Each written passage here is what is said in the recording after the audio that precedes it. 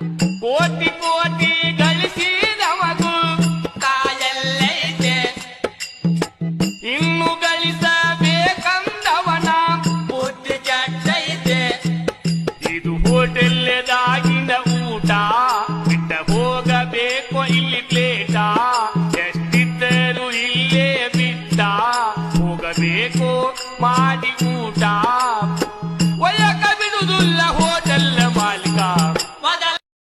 ಕೋಟಿ ಕೋಟಿ ಗಳಿಸಿದವಗೂ ಕಾಯಲ್ಲೈತೆ, ಇನ್ನು ಗಳಿಸಬೇಕಂದವನ ಬುದ್ಧಿ ಕೆಟ್ಟೈತೆ.